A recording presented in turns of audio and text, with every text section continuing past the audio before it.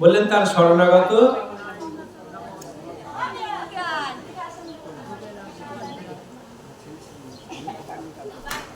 যে আমি কখনোই নিঃসঙ্গ নয়, আমি যদি গভীর অরণ্যের গভীরতম প্রদেশেও থাকি, শ্রীকৃষ্ণ তখনও আমার সঙ্গে থাকবে। কে বললেন?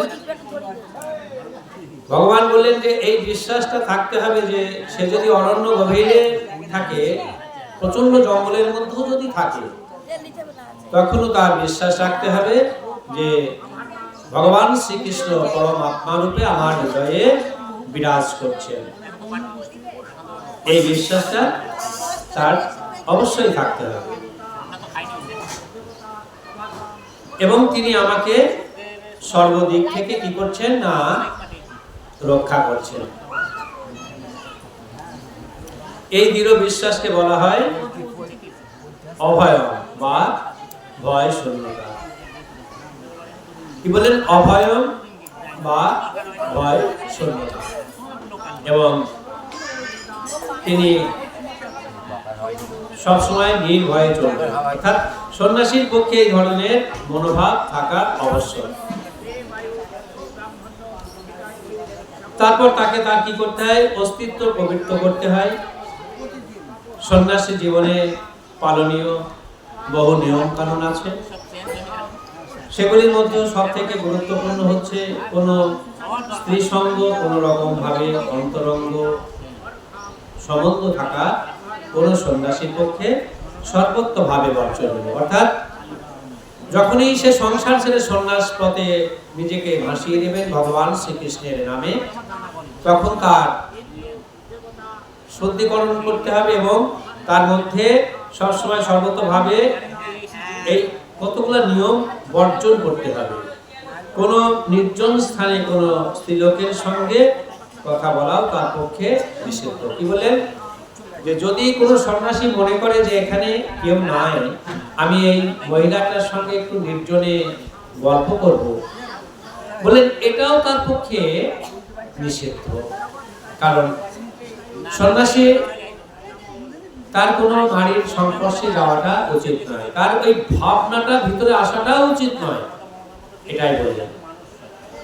যেমন বললেন শ্রী চৈতন্য মহাপ্রভু ছিলেন আদর্শ সন্ন্যাসী। কি না বলেন? আদর্শ সন্ন্যাসী। তিনি যখন এক সময় পুরীতে ছিলেন, কোথায় ছিলেন? না পুরীতে ছিলেন। তখন মানে সন্ন্যাসীর এত সুন্দর চেহারা, মহাপ্রভুর এত সুন্দর সুদর্শন দেখতে, যখন পুরীতে ছিলেন তখন কি করলেন? একদল মহিলা ভক্তেরা তাকে প্রণাম করবার জন্য তার কাছেও আসতে পারত না। যে তাকে যে প্রণাম করতে যাবে মায়েরা, মহিলারা তার কাছে যেতে পারত না। কেন? তাদের দূর থেকে তাকে প্রণাম জানাতে বলা হতো। কোথা থেকে? না বলছে দূর থেকে তাকে প্রণাম জানানোর কথা বলা হতো। তো এটা কি স্ত্রী জাতির প্রতি মহাপ্রভুর ঘৃণা ছিল? বলো না, স্ত্রী জাতির প্রতি মহাপ্রভুর ঘৃণা ছিল না। আসলে কি এটা ঘৃণা প্রকাশ নয়, তাহলে কি এটি হচ্ছে সন্ন্যাসীর প্রতি স্ত্রী সঙ্গ না করার যে কঠোর নির্দেশ আছে তারই দৃষ্টান্ত। অর্থাৎ একটা সন্ন্যাসী সবসময় নারীর কাছে থেকে তাকে নিজেকে সরিয়ে রাখতে হবে। এটাই হচ্ছে সন্ন্যাসীর প্রকৃতপক্ষে শিক্ষা। বলেন জীবন পবিত্র করে গড়ে তোলার জন্য বিভিন্ন বিভিন্ন বর্ণ আশ্রমের বিধি নিষেধগুলি মেনে চলতে হয়। কতগুলো নিষেধ আছে, নিয়ম আছে, যেগুলাকে মেনে চলতে হয়। সন্ন্যাসীর পক্ষে স্ত্রী সঙ্গ এবং ইন্দ্রিয় সুখ ভোগের জন্য অর্থ সঞ্চয় সম্পূর্ণভাবে নিষিদ্ধ। কি বলেন? যে আমি সন্ন্যাস পথে যখন গেছি, আমার অর্থ সঞ্চয় এটা মানে প্রচন্ড পরিমাণে নিষিদ্ধ করা আছে। কারণ সন্ন্যাসীর কালকের চিন্তাটা সে করবে না। যে প্রকৃতপক্ষে সন্ন্যাস গ্রহণ করেছে সে যে আগামীকাল আমি কি খাবো, আমি কি নেব, এই চিন্তাটা তার অবশ্যই থাকবে না। এটাকে বলা হয় সঞ্চয়। এই সঞ্চয়টা কোনো সন্ন্যাসীর পক্ষে বর্জনীয়, উচিত নয়। শ্রী চৈতন্য মহাপ্রভু নিজেই ছিলেন আদর্শ সন্ন্যাসী, এবং তার জীবন থেকে আমরা জানতে পারি যে স্ত্রীলোকদের ব্যাপারে তিনি অত্যন্ত কঠোর ছিলেন। কি ছিলেন না, অত্যন্ত কঠোর ছিলেন। কেমন? মানে তিনি সবচেয়ে অধপতিত জীবের উদ্ধার করেছেন। কাদের? না, অধপতিত জীবদের উদ্ধার করেছেন। এবং সেই জন্য যদিও তাকে ভগবানের সবচেয়ে করুণাময় বা মহা বদান্য অবতার বলে গণ্য করা হয়। কি না, মহা বদান্য অবতার বলে তাকে গণ্য করা হয়। তবুও স্ত্রীলোকদের সঙ্গে মেলামেশার ব্যাপারে তিনি অত্যন্ত কঠোর ভাবে কি করলেন, সন্ন্যাস আশ্রমের বিধি নিষেধগুলি কি করলেন, পালন করেছেন। যে প্রকৃতপক্ষে কোনটা করা উচিত আর কোনটা করা আমাদের উচিত নয়, সে মানে সমস্ত বিধি মহাপ্রভু বেঁধে দিয়ে গেছিলেন যে একজন সন্ন্যাসীর কি করা উচিত আর কি করা উচিত নয়। যেমন আমি একটা ব্যক্তির কথা বলছি, মহৎ ব্যক্তি, যিনি দেখিয়ে দিয়ে গেছেন জীবকে। তিনি কে না, ছোট হরিদাস। ও বাবা, এই ছোট হরিদাস ছিলেন তার অন্তরঙ্গ পার্শ্বদের মধ্যে একজন। মানে খুব মহাপ্রভু তাকে কি করতেন না, খুব ভালোবাসতেন। মহাপ্রভু তাকে খুব ভালোবাসতেন এই ছোট হরিদাসকে।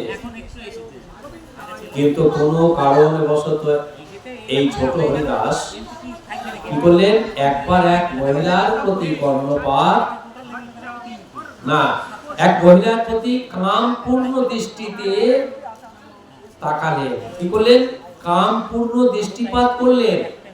এক মহিলাকে দেখে ছোট হরিদাস কি করলেন না, কাম দৃষ্টিতে তার দিকে তাকালেন। কামনা ভাব নিয়ে, কাম ভাব নিয়ে সেই নারীর দিকে তাকালেন। কার দিকে না, এক সুন্দরী নারীর দিকে। কে না, ওই সন্ন্যাসী তাকালেন। যেটা মহাপ্রভু নিজে বর্জন করে গেছেন যে এগুলা তোমরা অবশ্যই করবে না, এগুলা তোমরা দূরে সরিয়ে রেখো। এবং শ্রী চৈতন্য মহাপ্রভু এত কঠোর ছিলেন যে তিনি কি করলেন না, তৎক্ষণাৎ তাকে ঘনিষ্ঠ পার্শ্বদগুলি থেকে কি করলেন, পরিত্যাগ করলেন। মানে মহাপ্রভু কি করলেন, তাড়িয়ে দিলেন তাকে। কাকে না, সেই ছোট হরিদাসকে তাকে তাড়িয়ে দিলেন। ও বাবা, তার দোষটা কি ছিল? দোষটা ছিল সে সন্ন্যাস গ্রহণ করার পরে সে নারীর দিকে তাকিয়েছে। নারীর প্রতি তার আসক্ত এসেছে, আসক্তি জন্মিয়েছে নারীর প্রতি। কারণ যেটা মহাপ্রভু নিজে নিষেধ করে গেছেন যে তোমরা সংসার ছেড়ে যখন সন্ন্যাস গ্রহণ করেছো, অতএব সন্ন্যাস পথে অগ্রসর হও। এটা কি না, মহাপ্রভু নিজে বলেছেন যে ভগবান শ্রীকৃষ্ণের নামে তোমরা নিজেকে ভাসিয়ে দাও, আর তোমরা পিছনের চিন্তা করো না, কালকে কি হবে চিন্তা করো না, কোন সংসারী নারীর দিকে তুমি তাকিয়েও না। পরিত্যাগ করলেন। কাকে না, ছোট হরিদাসকে তাড়িয়ে দিলেন সেই পার্শ্বদ থেকে, যে তুমি বেরিয়ে যাও, তোমার এখনো সন্ন্যাস গ্রহণ করার সময় হয়নি, কারণ এখনো তোমার ভেতরে কাম ভাব রয়েছে। অপরাধ কি? ওই নারীর প্রতি মহাপ্রভু বললেন যে ওই নারীর প্রতি তুমি তাকিয়েছো কাম দৃষ্টি দিয়ে। ছোট হরিদাস মহাপ্রভু তাড়িয়ে দিলেন তাকে কঠোর নিয়মে, বেরিয়ে যাও ছোট হরিদাস তুমি এখান থেকে। বলেন প্রকৃতি ভগবত ধামে ফিরে যাওয়ার প্রয়াসী, তার পক্ষে ইন্দ্রিয় তৃপ্তির জন্য পার্থিব সম্পদ ভোগ এবং স্ত্রীলোকের প্রতি দৃষ্টিপাত করা সম্পূর্ণভাবে বর্জনীয়।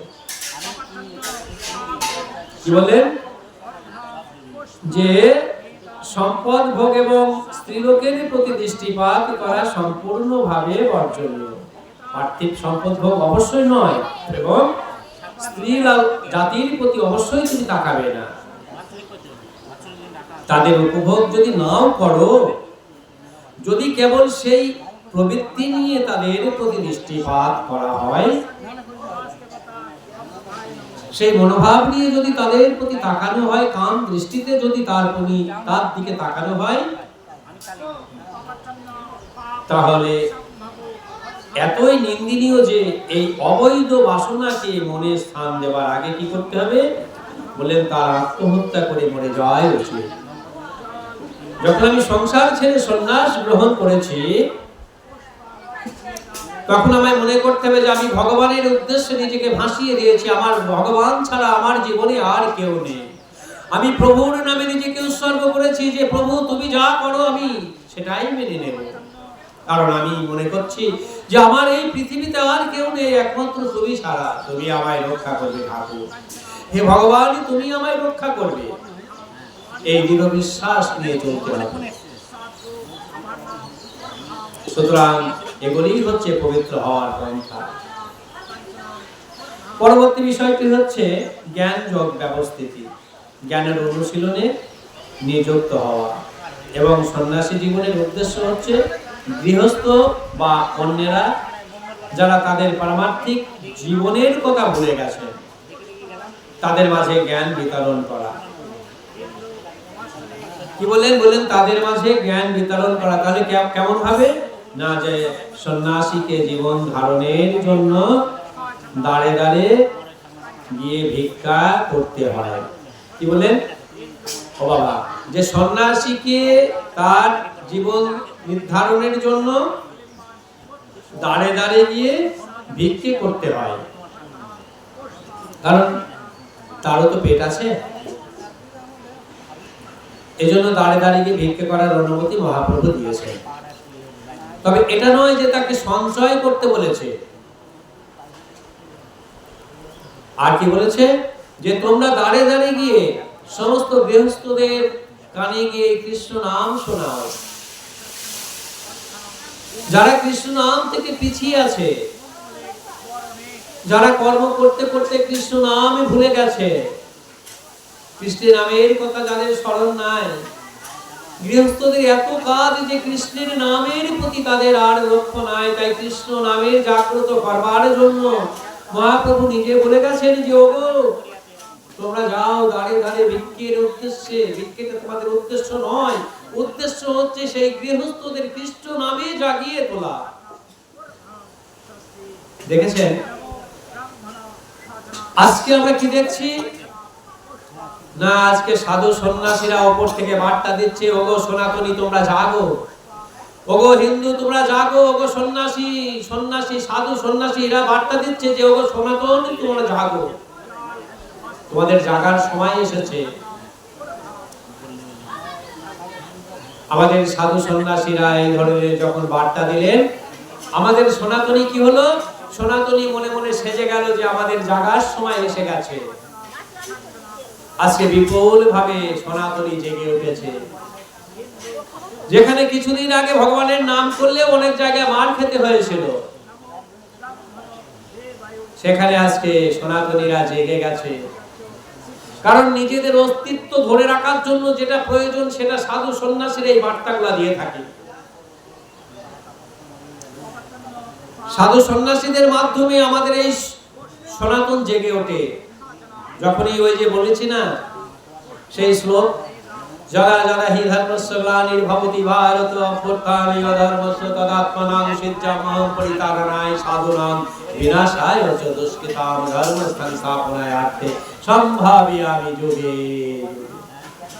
ভগবানের প্রেরিত দূত আসে এই সনাতনীকে জাগাবার জন্য। ভগবানের প্রেরিত দূত এসে সনাতনীকে জাগায়, জাগিয়ে ওঠো, জেগে ওঠো, তোমাদের জাগার সময় এসে গেছে। এগুলা কারা করে না, সাধু সন্ন্যাসীরা করে, যোগীরা সন্ন্যাসীরা এই বার্তা দিয়ে দেয়। আজকে সেই দিন আমরা দেখতে পাচ্ছি। তবে এটা নয় যে আমরা সেই দিন পেয়েছি বলে এটা নয় যে আমরা মানুষের প্রতি অত্যাচার করব। আমার ধর্ম সেটা শেখায় না, আমার সনাতন ধর্ম সেটা শেখায় না কোনো মানুষের প্রতি অত্যাচার করা। ঠাকুর রামকৃষ্ণ একদিন এক ভক্তকে বলছেন যে ওরে চল না একটু গিরিশ ঘোষের কাছে যাব, আমি গিরিশ ঘোষকে অনেকদিন দেখি নাই, একটু গিরিশ ঘোষের সঙ্গে দুটো কথা বলে আসি। ঠাকুর রামকৃষ্ণের ভক্ত বলছে আমি যাব না, তুমি যাও, আমি যাব না। বলছে কেন, তুমি যাবে না কেন? ঠাকুর রামকৃষ্ণ বলছেন তুমি কেন যাবে না, আমি যাবো গিরিশ ঘোষের কাছে, তুমি কেন যাবে না?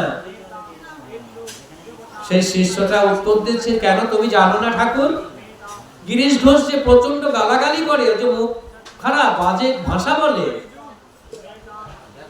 আমার ভগবানের রামচন্দ্র ঠাকুর রামচন্দ্র বলছেন, রামকৃষ্ণ বলছেন ওরে সে অনেক গালাগালি করে আমি জানি, কিন্তু 5টা ভালো কথাও তো সে বলে, 10টা খারাপ কথা বলে কিন্তু 5টা ভালো কথাও তো সে বলে। ওরে খারাপ কথাটা দূরে ছুঁড়ে ফেলে দিস, ভালো কথাটা আঁচলে বেঁধে রাখিস, ভালো কথাটা অন্তরে গেঁথে রাখিস রে, সে ভালো কথাও তো দুটো বলে। অতএব আমরা চিন্তা করব যে যদি কেউ খারাপ ব্যবহার আমাদের প্রতি করে থাকে পূর্বে, আমরা সেই খারাপ ব্যবহারের কথাটা ভুলে গিয়ে আমরা নতুন ভাবে ভালো কথাটাকে বেঁধে রাখতে শিখবো। হরে কৃষ্ণ। আমরা নতুন ভাবে ভালো কথাটাকে বেঁধে রাখতে শিখবো, আমরা ভালোটাকে ধারণ করতে শিখবো, কারণ আমরা মনে করব যে সকলেই আমরা মানুষ, আমরা মানুষ হয়ে বেঁচে থাকতে চাই মানুষের মাঝে, সকলকে আমরা মানুষ বলে মনে করবে এবং মানুষের মাঝে মানুষ হয়ে বেঁচে থাকতে চাই, এটাই আমাদের হবে আদর্শ। কে কোন জাতি, কে কোন রাজনীতি, কে কোন রাজনৈতিক দলের লোক, কে পার্টি করছে, এটা আমার দেখে লাভ নাই। আমি মানুষকে মানুষের মতো ভালোবাসবো, তার সঙ্গে মানুষের মতো ভালোবাসা আদায় করবো, এটাই আমার স্বভাব হওয়া উচিত।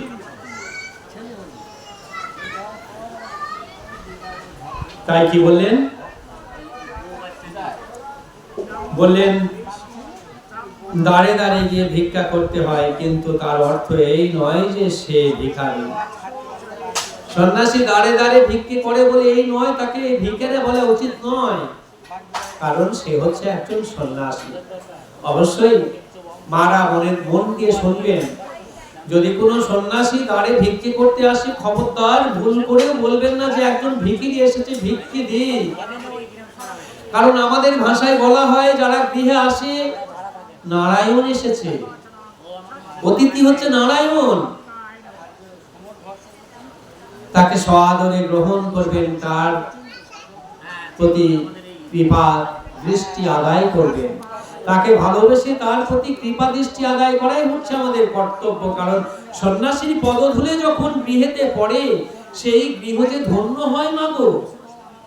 তাই কখনো ভুল করে বলবেন না যে আমার ঘরে একজন ভিখিরি এসেছে, একজন অতিথি এসেছে, নারায়ণ এসেছে, এটাই আমাদের কর্তব্য।